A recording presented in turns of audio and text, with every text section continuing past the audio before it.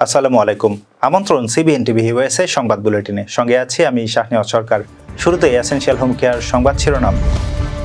মিশিগানে চার্চে বন্দুকধারীর হামলা, নিহত 4। ওরেগনে 200 ন্যাশনাল গার্ড মোতায়েনের ঘোষণা দিয়েছেন ট্রাম্প। এবং আবারও ইরান যুক্তরাষ্ট্র সামরিক সংঘাত শুরুর শঙ্কা। দর্শক, শুনছিলেন এসেনশিয়াল হোম কেয়ার সংবাদ শিরোনাম। এবার বিস্তারিত। যুক্তরাষ্ট্রের মিশিগান অঙ্গরাজ্যের গ্র্যান্ড ব্ল্যাঙ্ক টাউনশিপে একটি মর্মন চার্চে বন্দুকধারীর হামলা ও অগ্নিকাণ্ডে অন্তত 4 জন নিহত হয়েছেন ও 8 জন আহত হয়েছেন। হামলার সময় চার্চে অনেক মানুষ উপস্থিত ছিলেন। স্থানীয় পুলিশ জানিয়েছে, হামলাকারী থমাস জেকব স্যানফোর্ড স্বয়ংক্রিয় রাইফেল দিয়ে গুলি চালানোর পর চার্চে আগুন ধরায়। পুলিশ মাত্র 8 মিনিটের মধ্যে ঘটনাস্থলে পৌঁছে তাকে গুলি করে হত্যা করে। আহতদের মধ্যে একজনের অবস্থা আশঙ্কাজনক। এফবিআই ইতোমধ্যে স্থানীয় পুলিশের সঙ্গে যৌথভাবে তদন্ত শুরু করেছে।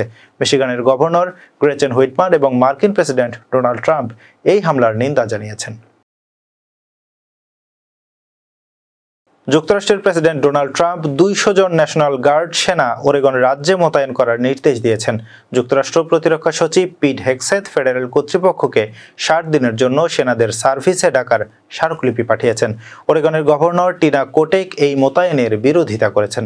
রাজ্য কর্মকর্তা ফেডারেল আদালতে ট্রাম্প, হেগসেথ ও স্বরাষ্ট্র নিরাপত্তা সচিব ক্রিস্টি নোয়েমের বিরুদ্ধে মামলা দায়ের করেছেন। তারা বলেছেন, এটি জননিরাপত্তার কারণে নয়, বরং রাজনৈতিক শক্তি প্রদর্শনের চেষ্টা। ট্রাম্প সামাজিক যোগাযোগ মাধ্যমে জানিয়েছেন, শহরের নিরাপত্তা রক্ষা করার জন্য প্রয়োজন হলে তিনি পূর্ণ সেনা মোতায়েনের অনুমোদন দিয়েছেন। এর আগে Trump Tennessee, Illinois, Washington DC ও ক্যালিফোর্নিয়ায়ও সেনা মোতায়েন করেছেন। ইরান ও যুক্তরাষ্ট্রের মধ্যে সামরিক উত্তেজনা নতুন করে বৃদ্ধি পেয়েছে। মার্কিন প্রেসিডেন্ট ডোনাল্ড ট্রাম্প দাবি করেছেন, তিনি ইরানের পারমাণবিক কেন্দ্রগুলোতে বোমা হামলার নির্দেশ দিয়েছিলেন এবং মার্কিন বিমান বাহিনী ওই কেন্দ্রগুলোতে একাধিক বাংকার বাস্টার বোমা নিক্ষেপ করেছে। তবে তেহরান এই হামলার প্রভাবকে স্বীকার করছে না। ইরানের জাতীয় নিরাপত্তা কাউন্সিলের প্রধান আলী লারিজানি বলেছেন, একবার প্রাপ্ত পারমাণবিক প্রযুক্তি ধ্বংস করা যায় না এবং তা যে কোনো সময় পুনর্নির্মাণ করা সম্ভব। এছাড়া মার্কিন প্রশাসনের ক্ষেপণাস্ত্র সীমিতকরণের প্রস্তাবে ইরান সাড়া দেয়নি। যুক্তরাষ্ট্র আবারও সামরিক অভিযান চালাবে কিনা এমন কোনো স্পষ্ট ইঙ্গিত না থাকলেও ইরান প্রতিরক্ষা প্রস্তুতি জোরদার করেছে এবং দেশটির শীর্ষ নেতৃত্ব বারবার বলছে, সামরিক শক্তি আগের চেয়ে অনেক বেশি শক্তিশালী। আন্তর্জাতিক পর্যবেক্ষকরা মনে করছেন, পরিস্থিতি যে কোনো মুহূর্তেই নতুন সংঘাতের দিকে যেতে পারে। দর্শক, এবার কর্ণফুলী ইনকাম ট্যাক্স সংবাদ শিরোনাম। গোল্ডেন এজ হোম কেয়ারের তত্ত্বাবধানে সাউথ জামাইকা বাংলাদেশি মেলা 2025। চট্টগ্রাম শিক্ষা বোর্ডে ফলাফল জালিয়াতির প্রমাণ, দুদকের তদন্ত শুরু।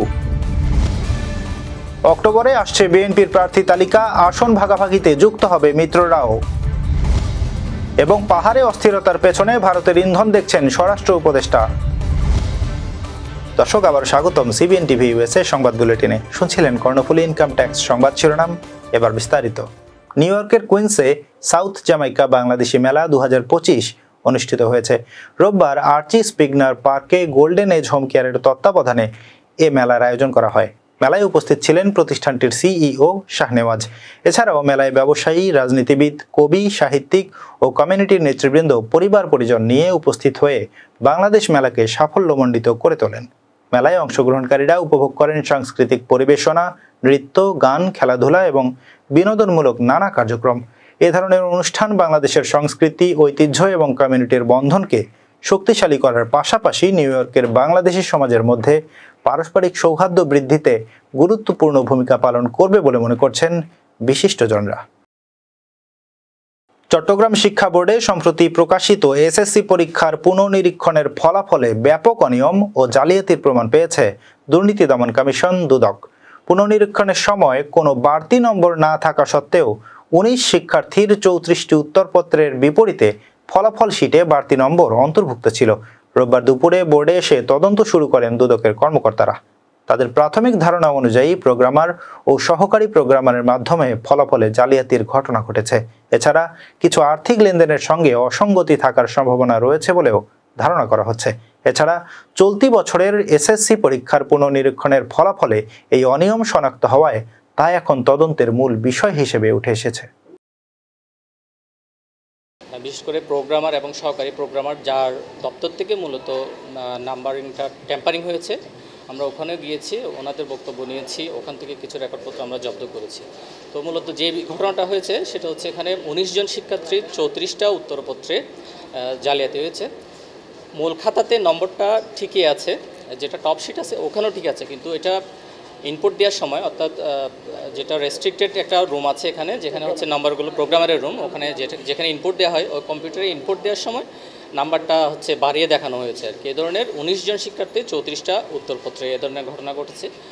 মূলত এখানে অনিয়মটা হয়েছে প্রোগ্রামার এবং সহকারী প্রোগ্রামার হচ্ছেন জনাব আব্দুল মালিক এবং সহকারী প্রোগ্রামার আবুল হাসান মোহাম্মদ রাজু আহমেদ। মূলত ওনাদের রুম থেকে হচ্ছে এই ঘটনাটা, নাম্বার টেম্পারিংয়ের ঘটনাটা ঘটেছে। ত্রয়োদশ জাতীয় সংসদ নির্বাচনকে ঘিরে বিএনপি প্রার্থী বাছাইয়ের কাজে গতি এনেছে। রাজধানীর গুলশানে দলের কেন্দ্রীয় কার্যালয়ে কয়েক দফায় মনোনয়ন প্রত্যাশীদের সাক্ষাৎকার নেওয়া হচ্ছে। দলের স্থায়ী কমিটির সদস্যরা প্রার্থীদের সঙ্গে মতবিনিময় করছেন। শীর্ষ নেতৃত্বের দাবি, অক্টোবরের মধ্যেই ভারপ্রাপ্ত চেয়ারম্যান তারেক রহমান আসন ভিত্তিক প্রাথমিক তালিকা চূড়ান্ত করবেন। বিএনপি নেতাদের মতে আন্দোলন সংগ্রামে অংশগ্রহণ, সাংগঠনিক ত্যাগ ও জনসম্পৃক্ততাকে সর্বাধিক গুরুত্ব দেওয়া হচ্ছে। পাশাপাশি দীর্ঘদিন ধরে বিএনপির পাশে থাকা মিত্র দলগুলোর প্রার্থীদেরও তালিকায় জায়গা দেওয়ার কথা ভাবা হচ্ছে। সাক্ষাৎকারে প্রার্থীদের জানিয়ে দেওয়া হয়েছে, চূড়ান্ত মনোনয়ন যাকে দেয়া হবে সবাইকে তার পক্ষে একসঙ্গে কাজ করতে হবে। দলের শীর্ষ নেতারা স্পষ্ট করেছেন, বিএনপির মনোনয়ন কোনো সবুজ সংকেতের ভিত্তিতে নয়, বরং গঠনতান্ত্রিক প্রক্রিয়ার মাধ্যমেই নির্ধারিত হবে। সাম্প্রতিক সময়ে সামাজিক যোগাযোগ মাধ্যমে যেসব তালিকা ঘুরে বেড়াচ্ছে সেগুলোকে ভিত্তিহীন অপপ্রচার বলে উড়িয়ে দিয়েছেন তারা। অন্যদিকে বিএনপি নেতৃত্বাধীন 12 দলীয় জোটের শরিকরাও নিজেদের সম্ভাব্য প্রার্থী তালিকা তৈরি করছে। এ তালিকা দ্রুত বিএনপির হাতে তুলে দেওয়া হবে। সব মিলিয়ে অক্টোবরেই বিএনপি ও মিত্রদের আসন ভিত্তিক প্রাথমিক তালিকা প্রকাশের প্রস্তুতি চলছে।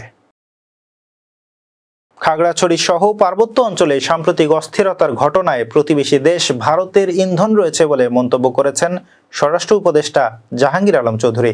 সোমবার দুপুরে রাজধানীর রমনায় ডিএমপির 5টি থানার প্রশাসনিক কাম ব্যারাক ভবন নির্মাণ কাজ উদ্বোধনের পর সাংবাদিকদের প্রশ্নের জবাবে তিনি বলেন, ভারত ও ফ্যাসিস্টদের ইন্ধনে পাহাড়ের যেন কোনো ধরনের ঘটনা না ঘটতে পারে সেজন্য আমরা সর্বাত্মক ব্যবস্থা নিচ্ছি।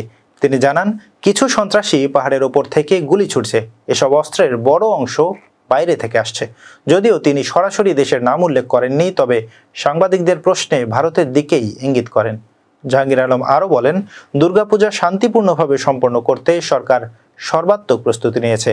কেউ যেন পূজাকে কেন্দ্র করে বিশৃঙ্খলা না করে, রাস্তাঘাট অবরোধ না করে। উৎসব নির্বিঘ্নে উদযাপনে সবার সহযোগিতা প্রয়োজন। তিনি আরও জানান, পার্বত্য চট্টগ্রাম বিষয়ক উপদেষ্টা ঘটনাস্থলে থেকে সার্বিক পরিস্থিতি পর্যবেক্ষণ করছেন। পাহাড়ের অশান্ত পরিবেশ ঘোলাটে করার চেষ্টা চলছে, তবে সরকার তা প্রতিহত করতে বদ্ধপরিকর। দর্শক, এই ছিল সিবিএন টিভি ইউএসএ সংবাদ বুলেটিনে। শেষ করছি। পরবর্তী বুলেটিন দেখার আমন্ত্রণ জানিয়ে এতক্ষণ সাথে থাকার জন্য ধন্যবাদ সবাইকে।